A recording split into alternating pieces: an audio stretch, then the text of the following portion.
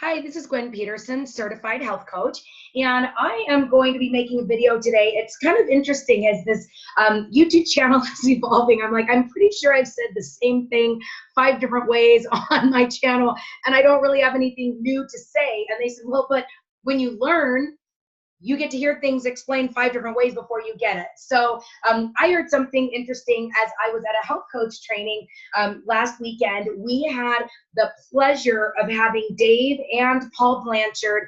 I know Dave's the CEO and president of the Augmandino Group, and I know Paul has one of the titles as well.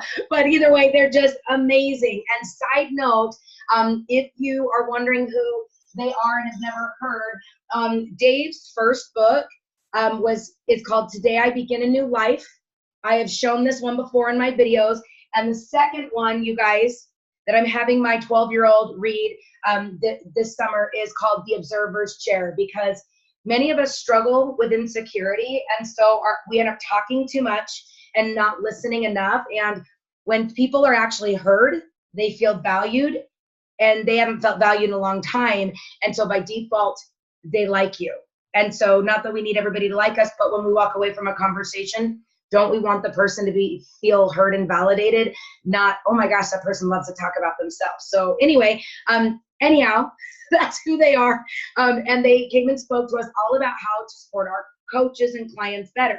But one of the things that one of them said, and then it kind of was a reiterating theme, or maybe I just kept hearing it over and over again, but they basically said, when your kitchen catches on fire, do you burn that whole house down? Because the truth is, how many of us have eaten something we weren't planning on eating, and then we burn the whole house down and eat everything in sight because we ended up eating something off?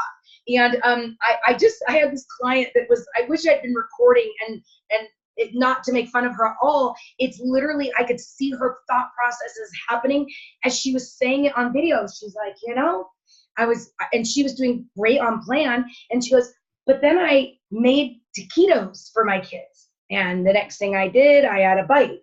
And then I had a couple bites. And the next thing I know, I had 4 taquitos. And I don't even really like taquitos. And I don't even know why I ate them. And I'm like, it's because our goal is to figure out the dialogue before we're 4 taquitos in. And me either. I don't love taquitos. But if I'm trying to stay focused and I'm not focused mentally, I might eat 4 taquitos too. So the thought of, are you going to burn the whole house down because you had a kitchen fire? Or if you have a flat tire, you're going to pop the other 4? That really, really struck a chord with me when he was saying that about the kitchen fire versus the house fire, because we do that. We totally do that. And so the thing that I have said a long time ago, but I don't think I've brought this back up, is I remember when I first started the program, somebody at one of the client support groups on Facebook said, it's just like you do the program 3 hours at a time. Just like an alcoholic will tell you, it's a minute a day. You take it in stretches. And one of my favorite actors was Paul Walker in Fast and the Furious, and he says, it was Vin Diesel's like, I live my life a quarter mile at a time.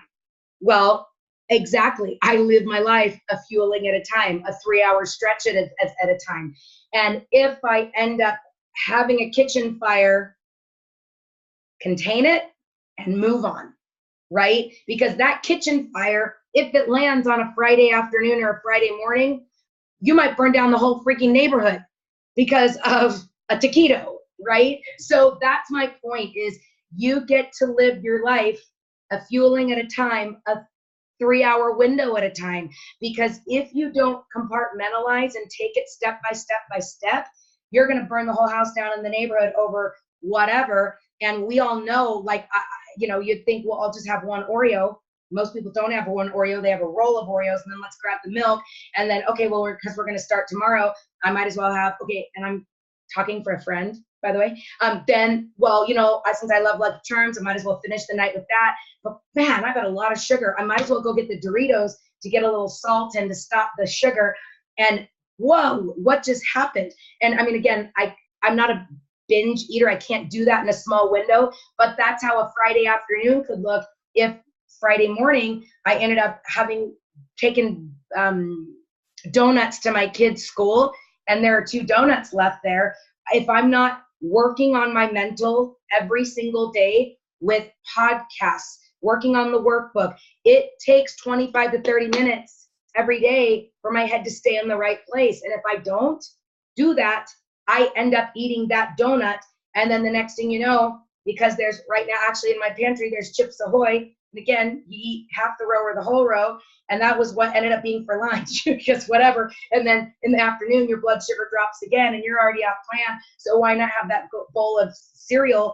And as you can see, it's this like crazy vicious cycle. So if you can come up with whatever your sayings are, I remember one gal posted a photo in her fridge of a bikini model and then some actor with his shirt off, and the teenage son popped into Zoom and was like, Gwen, can you please ask my mom to take those inappropriate photos out of our fridge? Whatever works, people. So anyway, if your saying is, let's not burn down the house because we had a kitchen fire, let's not pop all 4 tires because we had one go flat, and you're just living your life a fueling section at a time every 3 hours to keep that blood sugar balance. Find your mantra, find what works, and plug it places. And so even if you come up with whatever that saying is, I tell my clients all the time, I'm very aware you may just shoot me a one-liner on a Friday night, a Saturday night, that I don't need to respond to. It's just you reaching out saying, I'm not eating that, or I didn't eat that, or I'm not popping all 4 tires, or I'm not having a kitchen fire. They don't even expect me to respond, or I'm not having a house fire. They don't expect me to respond. They just know that when they've made the choice and they say it out loud and even message it to me, they walk away and they move on. That thought process is completely diverted. But if they let that donut sit on that pantry or on that counter and they are struggling to make the decision, if they haven't made the decision, they're deciding to fail.